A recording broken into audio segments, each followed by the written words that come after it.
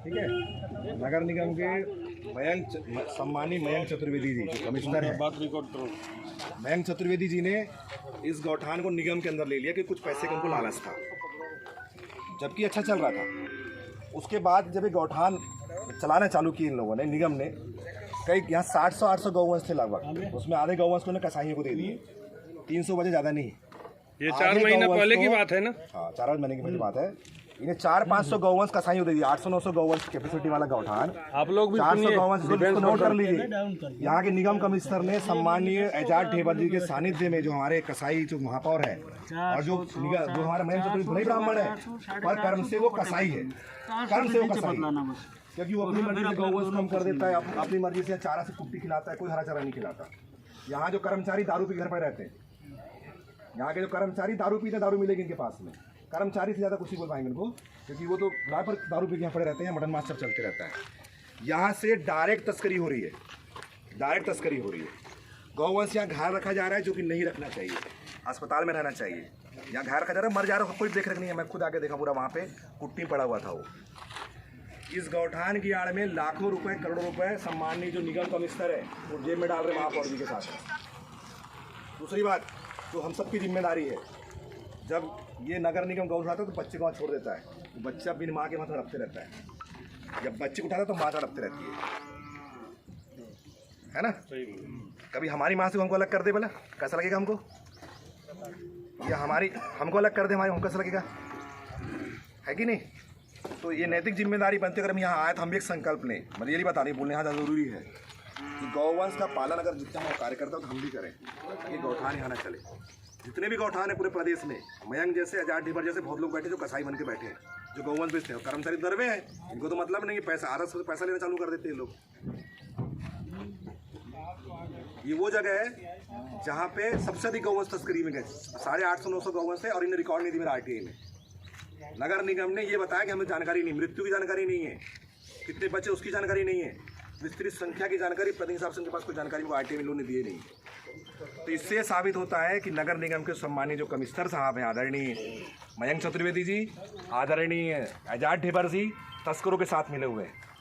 प्रदेश का मुख्यमंत्री इतनी अच्छी योजना लाया कि छत्तीसगढ़ जो है एकदम ये मान के चलो जैविक कृषि का सोने की चिड़िया बन जाता। हमारा पहले तो सोने की चिड़िया करते थे गौधन से, उसको प्रदेश का मुख्यमंत्री लागू करता है, पूरी इच्छा से लागू करता है।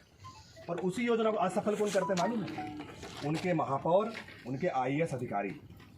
ये जो IAS अधिकारी होते हैं ना, यही नहीं, मैं तो पूरे प्रदेश का दौरा करता हूँ, चाहे गरियाबंद हो, बिलासपुर हो, कहीं पे भी हो। कोरबा के IAS अधिकारी संजू झा ने तो 1200 गौ सीधा कसाईयों को दे दिया, उसको CM साहब ने वहाँ से हटा दी, जब उसमें जाँच हटा दी। अभी वही गलती इनडायरेक्ट रूप से मयंक चतुर्वेदी महापौर जी के सानिध्य में कर रहा है। क्योंकि हम लोग तो, हमारे पास एक गौवंश जाता है, दिखते नहीं क्या आया, क्या माँ गई कि बेटा गया, कभी भी गौ माता की जय हम भी बोलते हैं, पर वास्तविकता में हम लोग भी उस तरीके से काम नहीं कर पाते, क्योंकि उसी का हमारे मयंक चतुर्वेदी जी भी हैं, पर ये हमसे बड़े वाले हैं। ये डायरेक्ट ये बताओ, जो नंदी रोड में पड़ा है वो उसका क्राइटेरिया है, वो वहाँ उसको यहाँ ला रहे, यहाँ पर नीलामी करने की ज़रूरत क्या है? ये प्रश्न क्या है? सही बात है। जो लोग नहीं पालो क्या कोई लेने आएगा? आपने व्यवस्था बनाई, परमानेंट व्यवस्था यहाँ पे करो, खाने की व्यवस्था करो, उसके रहने की व्यवस्था करो। आप उसको बेचने में लगे तो फिर गौठान किस बात का? ना कि 15 दिन रख के बेचने के लिए, तस्करी, सीधा तस्करी के मतलब उधर से नहीं मर रही तो इधर से मर जाए। हिसाब भी नहीं दे रहे हैं ना कि कितना मरा, RTI में कितना का पोस्टमार्टम हुआ, किसी प्रकार की भी सिंह साहब जानकारी नहीं दे रहे हैं। लगभग हमने 11 प्रकार की RTI लगाई, उसमें 3-4 प्रकार घुमा फिरा के जवाब दिया। पोस्टमार्टम रिपोर्ट कोई इनके पास में किसी प्रकार वीडियो रिकॉर्डिंग नहीं, किसका इलाज होता है किसका नहीं। दवाइयों की पर्ची से आप बढ़ाए, मैं बना के दूँ, मेरे पास तो दस्तावेज पूरे पड़े हुए। किसी प्रकार की भी नैतिक जिम्मेदारी गौठान की सम्मानीय कमिश्नर साहब ने नहीं दी। उससे यही सिद्ध हुआ कि कमिश्नर साहब के अंदर इमोशंस पे नहीं, IAS तो बन गए, किताबी पढ़ के, पर प्रैक्टिकल में हिंदू होने का कर्तव्य निभा नहीं पाए। वो तो इस गौठान को सफाया करना चाह रहे, बिकेगी कम से किसी बिल्डर को ज़मीन बेच देंगे। कोई अग्रवाल है, वो लेना चाहता है बिल्डर, हमारा जो सूचना हमारे पास में है, इस ज़मीन में कब्जा करना चाह रहा है। वो मयंक चतुर्वेदी 60 गांठ है, महापौर 60 गांठ उसको देना चाहते हैं। अगर मुख्यमंत्री जी गौवंश बचाने की बात करते ना, उनके महापौर, उनके कमिश्नर उनको बदनाम करने का प्रयास कर रहे हैं। प्रदेश का मुख्यमंत्री संवेदनशील है, वो चाहता है गौवंश बचे, तब इतनी योजना है कि वो तो आगे रोड में करेगा नहीं, वो सड़क में करेगा नहीं, वो जिम्मेदारी प्रशासनिक अधिकारियों की, उनके जनप्रतिनिधियों की है, वो नहीं करना चाहिए। वो बोझ समझते गौवंश, और आजाद ढेबर तो खुद ही कसाई है, उसका पूरा पूरा रिकॉर्ड निकालेंगे तो पूरा क्रिमिनल है। वो तो खुद तस्कर है गौवंश का। सलीम कबाड़ी उसी का सरदार है ना, अनवर उसी का सरदार है जो तस्करी करते हैं। तो आप उससे आकलन कर लीजिए कि नगर निगम किसके हाथ में है। और साथ में हमारा ब्राह्मण बेटा बैठा है महेंद्र चतुर्वेदी, वो बड़ा कसाई है, मतलब उसको वो कबाड़ी को गोधन भी कबाड़ दिख रहे हैं। हाँ कबाड़ दिख रहा है।